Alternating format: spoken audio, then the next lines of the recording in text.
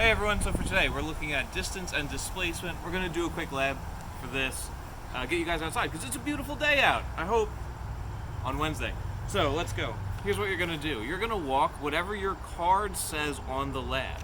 So for this sample card, we're going to go 10 paces forward and 6 paces left. To fill this one out, it's a little weird, the data table I put together, but if we're going 10 forward and 6 left, here's what we're going to do. I'm just going to fill in 10 paces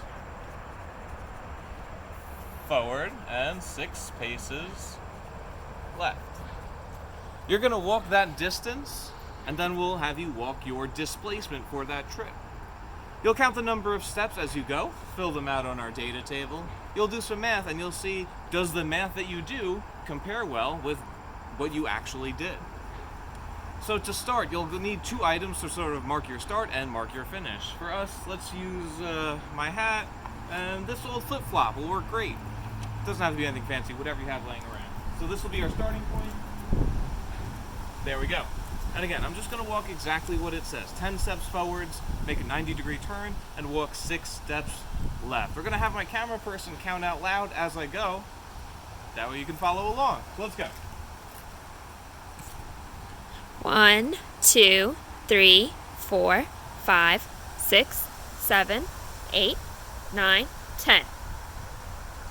1, 2, 3, 4, 5, 6.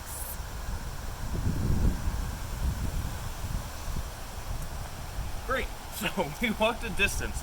For us, our total distance, so let's not overthink this one. You go 10 steps and then 6 steps. How many steps is your distance? 16. Great. Now displacement, remember, is your is a straight line start to finish. Where did you start and where did you end up? That's why we have our 2 objects, my hat and my flip-flop. So your displacement is going to be a straight line from start to finish. So what I want you to do for your measured displacement, I'm just going to walk that displacement, start to finish. We'll count the number of steps. So my camera person's going to count along so you can follow along with me. So let's go. 1, 2, 3, 4, 5, 6, 7, 8, 9, 10, 11, 12. Okay. So our displacement, I counted 12 steps. Awesome. Now we're going to calculate it and do a percent error to see what it should have been.